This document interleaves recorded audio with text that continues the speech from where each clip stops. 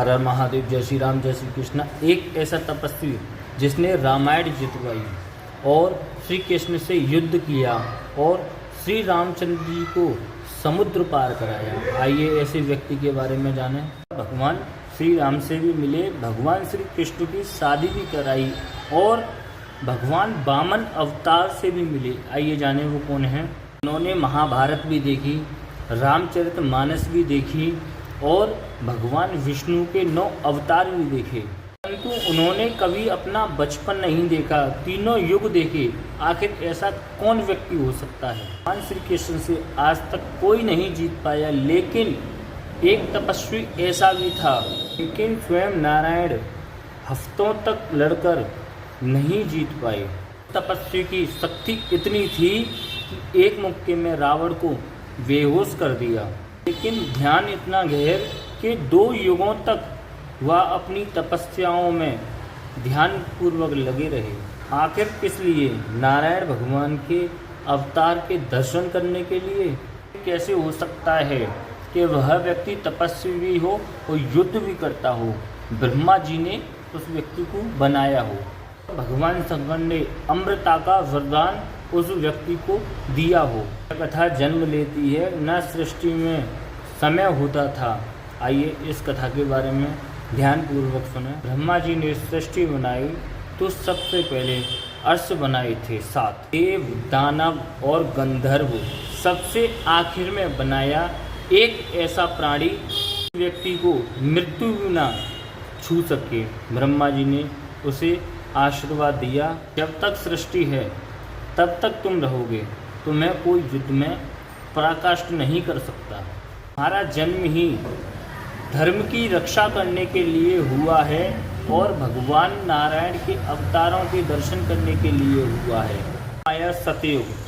सतयुग में भगवान नारायण के अवतार वामन अवतार ने जन्म लिया और वामन अवतार ने 3 पग भूमि नापने के लिए भगवान वामन अवतार ने 3 पग भूमि नापने के लिए तैयार हुए तो कहते हैं उनका शरीर इतना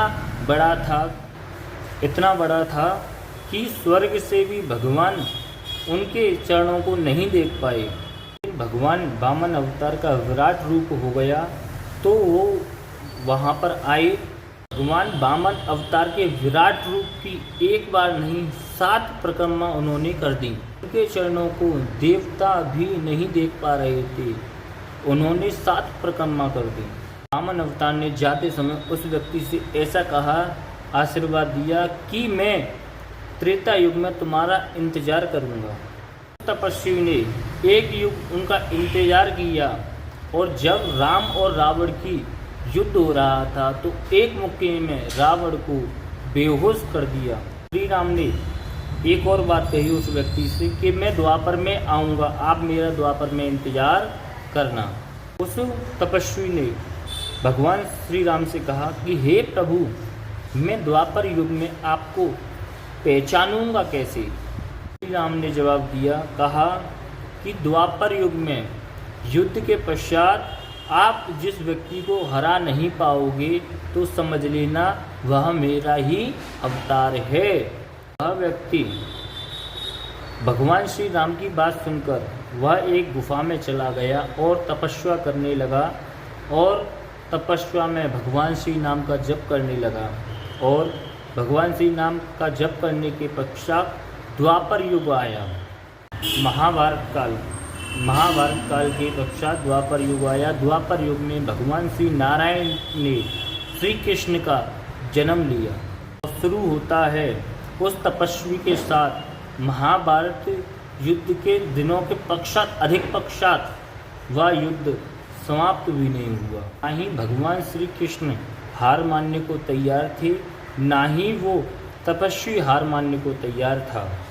युद्ध के 28वें दिन उस तपस्वी ने उससे पूछा कि सच सच बताओ आप कौन हो? वह तपस्वी कहने लगा कि सतयुग में भगवान श्री रामचंद्र जी ने मेरे से कहा था कि जो व्यक्ति आपसे नहीं आ रहे तो समझ लेना वह मेरा अवतार है। क्या आप वही हो? आज भगवान श्री कृष्ण ने अपना अवतार रूप दिखाया और श्री राम का रूप दिखा दिया। आपको पता है वह तपस्वी कौन था? वह तपस्वी थे जामवंत जी। ऐसी ही वीडियो देखने के लिए इस चैनल को लाइक करें, कमेंट करें, चैनल को सब्सक्राइब करना ना भूलें। हर हर महादेव।